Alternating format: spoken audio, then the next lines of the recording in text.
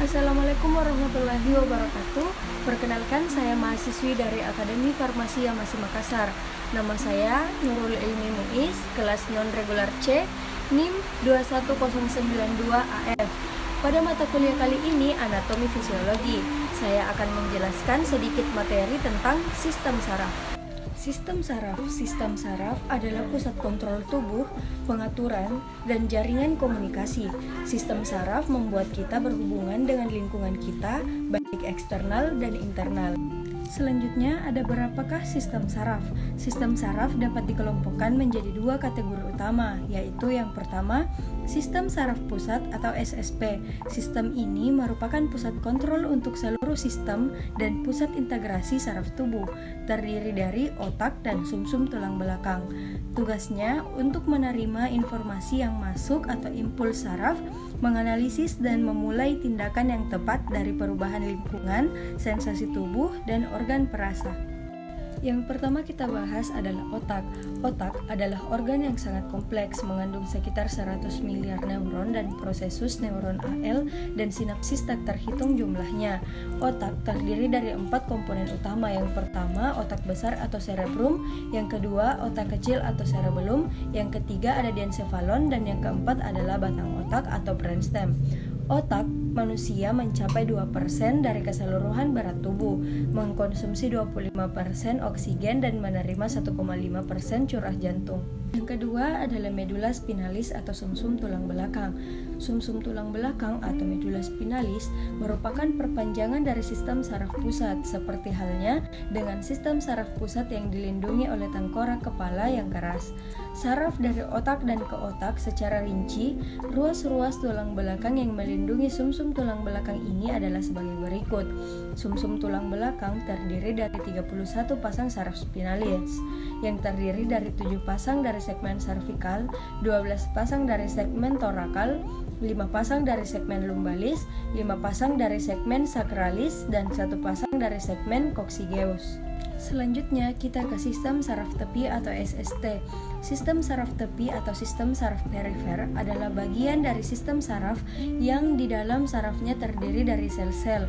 Tugasnya untuk membawa informasi ke sistem saraf pusat yang terletak di otak dan sumsum tulang belakang. Sistem saraf tepi dibagi menjadi dua berdasarkan cara kerjanya, yaitu gerak sadar dan gerak refleks. Impuls saraf, impuls yang diterima oleh reseptor dan disampaikan ke efektor, akan menyebabkan terjadinya gerakan atau perubahan pada efektor. Gerakan tersebut adalah sebagai berikut. Yang pertama, gerak sadar atau gerak yang sengaja kita lakukan. Contohnya, yang pertama ketika kita berjalan, berlari, bekerja, menari, menulis, makan, dan minum. Yang kedua ada gerakan refleks atau yang tidak sengaja kita lakukan. Contohnya, yang pertama, ketika kita menutup hidung pada saat mencium bau busuk, otomatis kita akan menutupkan hidung ketika kita mencium bau busuk. Yang kedua adalah terangkatnya kaki jika terinjak sesuatu. Yang ketiga ada menangkap benda yang tiba-tiba terjatuh, gerakan tangan melepas benda yang bersuhu tinggi atau panas, dan yang terakhir adalah mata menutup saat kita dipukul. Selanjutnya, fungsi dari sistem saraf. Fungsi umum dari sistem saraf dapat disingkat sebagai yang pertama, mendeteksi perubahan eksternal dan internal, yang kedua, analisis perubahan terdeteksi, yang ketiga, organisasi informasi untuk digunakan segera dan selanjutnya, yang terakhir adalah inisiatif tindakan yang tepat dalam menanggapi perubahan. Menurut fungsinya ada 3 jenis sel saraf, yaitu yang pertama sel saraf sensorik, yang kedua sel saraf motorik, yang ketiga sel saraf penghubung. Adapun sel saraf lainnya, yang pertama sel saraf neuroglia, yang kedua selaput mielin. Selanjutnya yang akan kami bahas adalah bagian-bagian dari sistem saraf. Yang pertama ada neuron. Neuron atau sel-sel saraf adalah unit struktural dan fungsional dari sistem saraf. Sel saraf ini adalah sel halus yang khusus untuk menghasilkan dan mengirimkan impuls saraf atau rangsangan. Setiap neuron memiliki 3 bagian. Yang pertama, badan sel, yang kedua 1 atau lebih dendrit, yang ketiga adalah 1 akson. Kita akan membahasnya satu persatu. Badan sel adalah saraf merupakan bagian yang paling besar dari sel saraf. Badan sel berfungsi untuk menerima rangsangan dari dendrit dan meneruskannya ke akson. Pada badan sel saraf terdapat inti sel, sitoplasma, mitokondria, sentrosom, dan Golgi dan lisosom. Dendrit adalah serabut sel saraf pendek dan bercabang-cabang. Seperti cabang-cabang pohon, dendrit merupakan perluasan dari badan sel. Ini adalah daerah reseptif neuron. Dendrit berfungsi untuk menerima dan mengantarkan rangsangan ke badan sel. Selanjutnya, akson. Akson adalah serabut sel saraf panjang yang merupakan penjuluran sitoplasma badan sel. Akson Hillock adalah prosesus panjang atau serat yang dimulai secara tunggal tetapi dapat bercabang dan pada ujungnya memiliki banyak perpanjangan halus, disebut terminal akson, yang kontak dengan dendrit dari neuron lainnya. Benang-benang halus pada akson disebut neurofibril.